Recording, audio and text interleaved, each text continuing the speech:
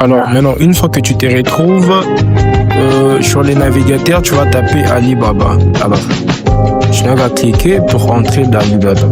Alors, une fois que tu es sur Alibaba, la première des choses que tu dois faire, ça sera créer un compte plutôt.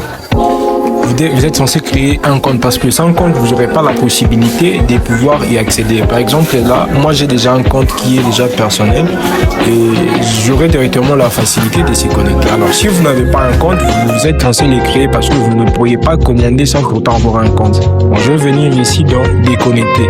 Je me déconnecte pour vous montrer comment est-ce qu'on peut créer un compte sur Alibaba. Alors, tu viens ici. Je vais descendre un peu. Alors, sur un compte, je vais venir ici, compte. Alors, une fois que je suis sur compte, j'ai la possibilité de pouvoir continuer avec Google.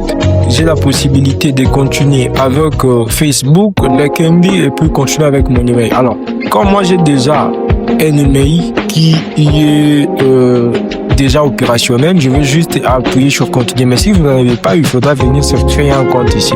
Alors, je vais sauter cette étape. Je confirme que c'est moi.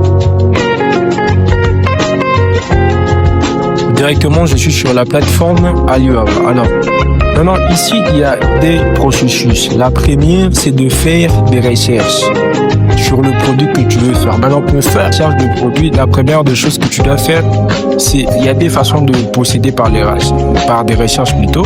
La première recherche que tu dois faire, c'est la recherche par image et la recherche par écrit. Alors, je commence d'abord par la recherche par image. La recherche par image, c'est ici.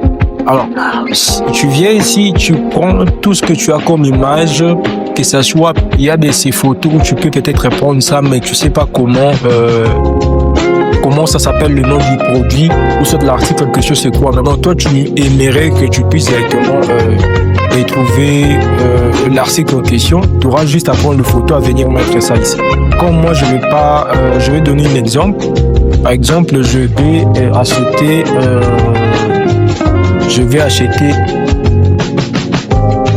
Adidas. Acheter par exemple Adidas. Vous voyez? Donc, je prends peut-être cette photo.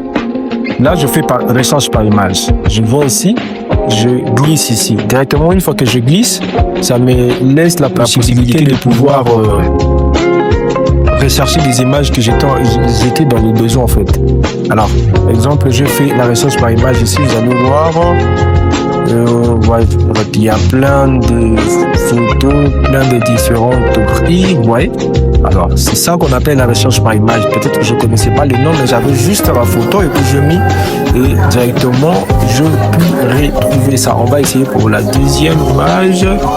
On va écrire complice alors. Complice. Ok. Alors, par exemple, si je vais ça, j'aurai juste à prendre l'image, à venir faire glisser ici.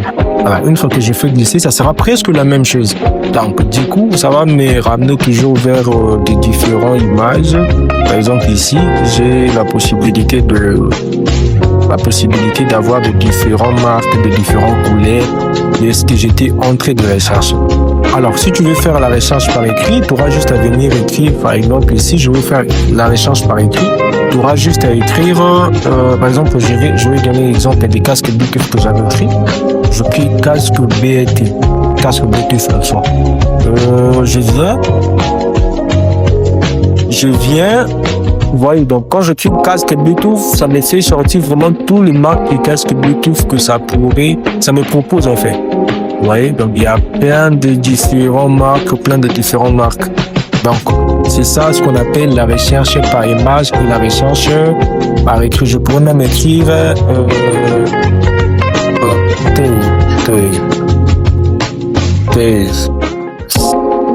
bouteille de parfum par exemple. Une fois que tu écris pareil, ça te fait sortir plein de bouteilles de parfum, oui. Donc il y en a plein. Vous allez choisir selon ce que vous correspond, selon vos moyens. Alors, la troisième des choses sera juste de trouver un fournisseur qui sera fiable pour acheter vos différents produits. Alors, pour ne pas faire durer la vidéo, je pense que je vais m'arrêter ici. Et à la prochaine vidéo, je vais vous montrer comment est-ce qu'on peut trouver un fournisseur fiable. N'oublie pas de t'abonner et de laisser en commentaire ce que tu rencontres comme difficulté.